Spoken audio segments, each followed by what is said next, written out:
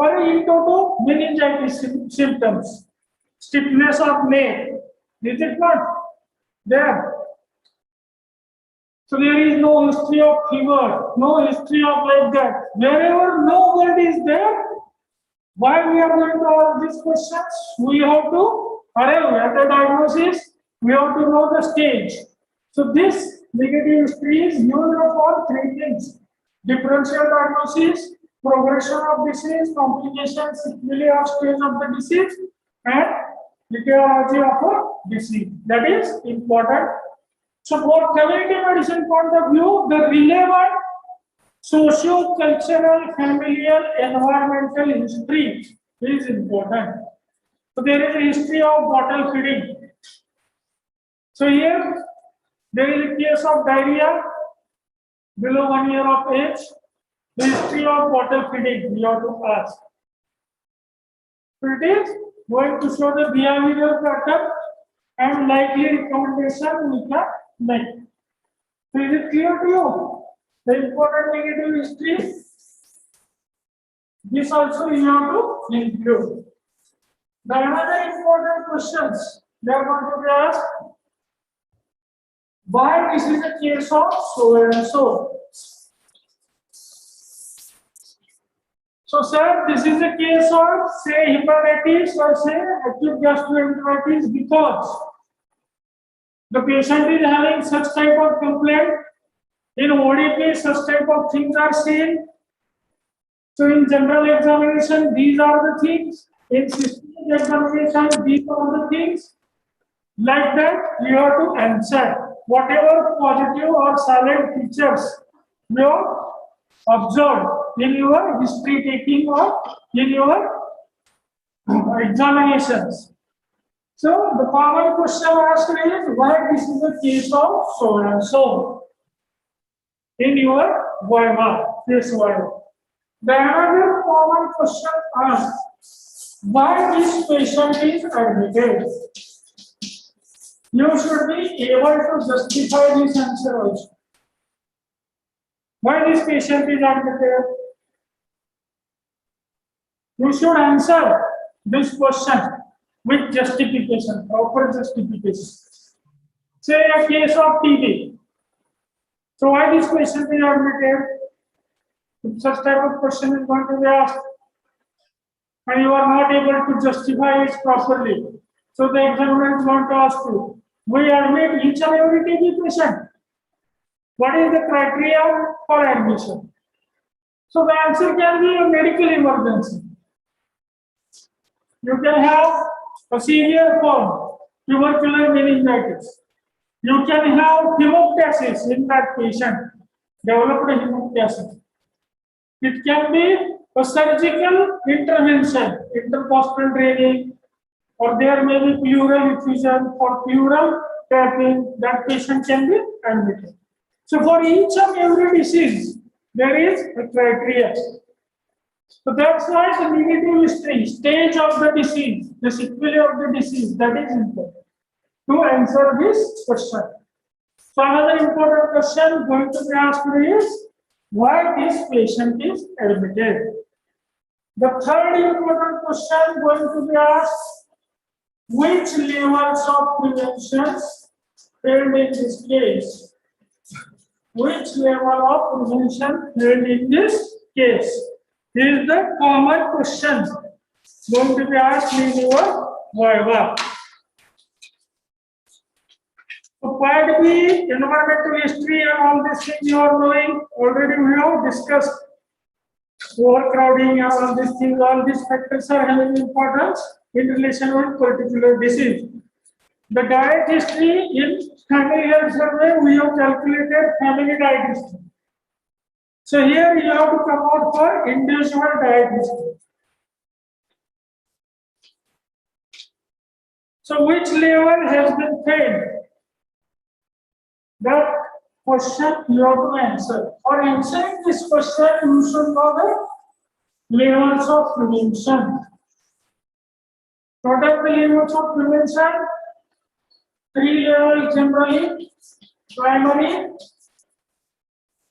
secondary, and tertiary prevention. Before primary, you can have a primordial prevention. The primordial prevention is prevention of emergence of risk factors in a country or community in which it is not yet appeared. It's called as primordial prevention. Primary prevention is action taken before the onset of disease. Secondary prevention is halting the disease process at its incipient stage. Early detection and prompt treatment is the secondary prevention. Tertiary prevention operates in late pathogenesis phase. The aim is to reduce or limit the disability and to make patients adjustments to irreversible damage. So let us see one example. The person with hepatitis B. Hepatitis B. The patient is there. You took the history of hepatitis B. Which levels of prevention failed? The primordial prevention has a major role in the context of non-communicable diseases or NCDs instead of communicable diseases. The person gets hepatitis B infection. The level played, the first one is primary. Means actions are not taken before the onset of disease. So this hepatitis B patient progressed to hepatocellular carcinoma. And that time that patient came to our hospital and get admitted. Now, which level again failed? The primary is failed as he got the hepatitis B infection. He has not been diagnosed early because of lot of reasons. He may not be aware or whatever things he took the treatment from a plot like that. He is ignorant.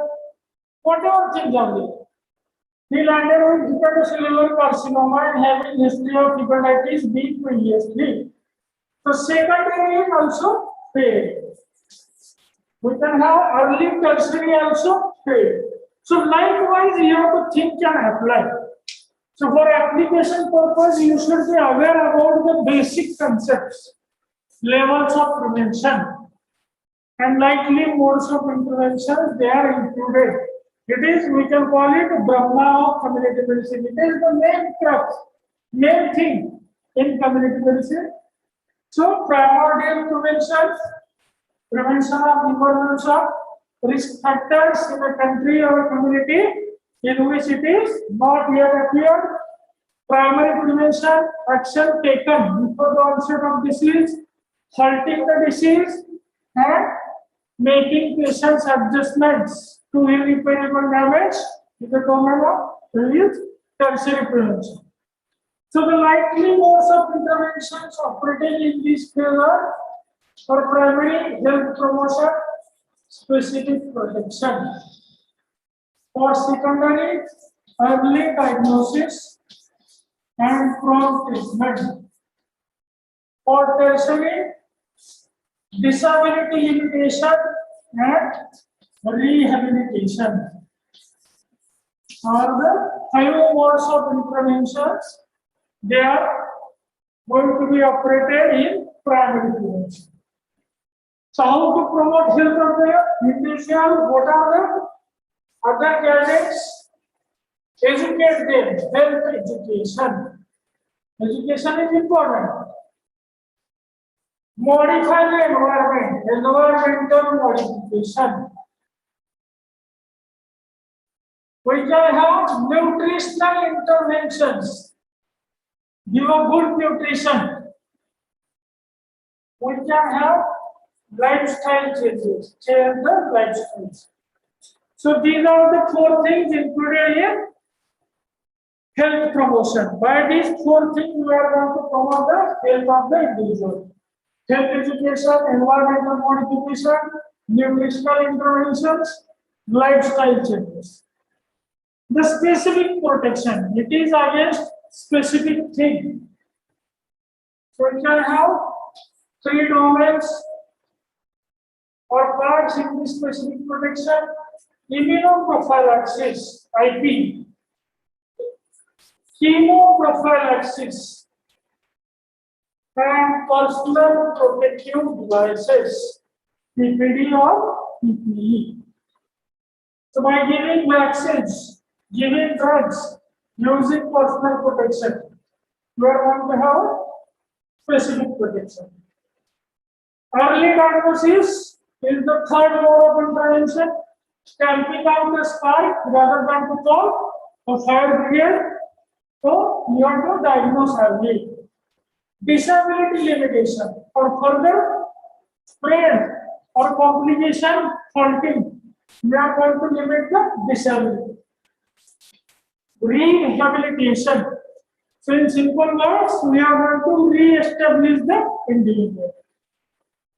So these are the things you should be able to answer this question: which level of prevention failed? It is going to be asked 100% in your case file. So why this is a case of so and so? Why this patient is admitted? Which levels of prevention failed in this case? Then coming to investigation part. So whatever investigation advised in accordance with the symptomatology, it is going to give us a definitive diagnosis. So here you have to write the complete diagnosis. The definitive diagnosis as going to be taught in your clinical postings. How to write diagnosis: provisional, probable diagnosis, definitive diagnosis. Then part D includes the management. The management at individual level, family level, community levels related with that particular condition or a disease.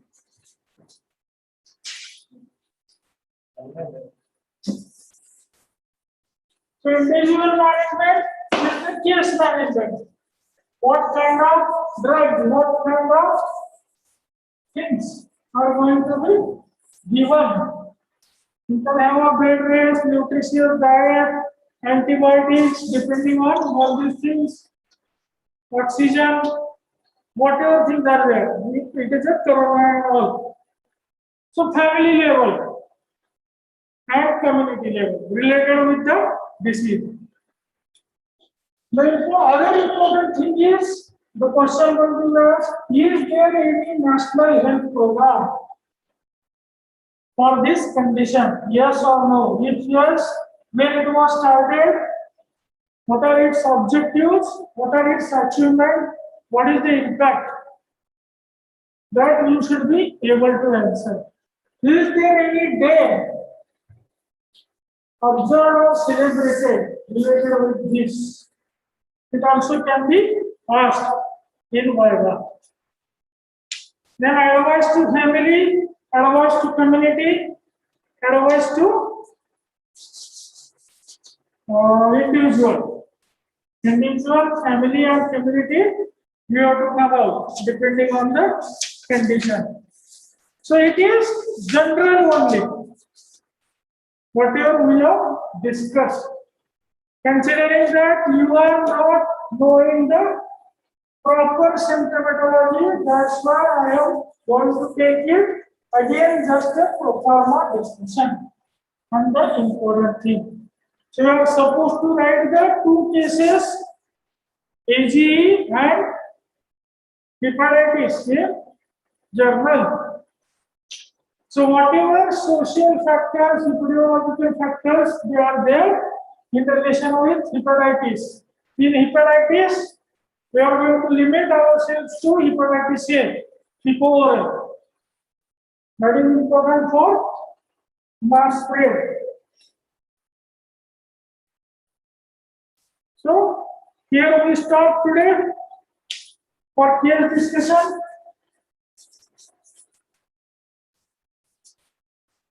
So what is for fifth Whether you are going to present or not. Whether you are going to present on 5th, please give me the names. Your names who is going to present what on 5th on the group. And share your presentation so that we can have an interactive presentation on 5th. I think it has been allocated about suggestion to you. Please give your presentation. Okay, here we will stop. If you are not interested, just tell me on the group, our clinical posting group, so that I can take a specific history taking related with diarrhea hepatitis. Today we will start by this general talk. So report in group for the presentation. Okay.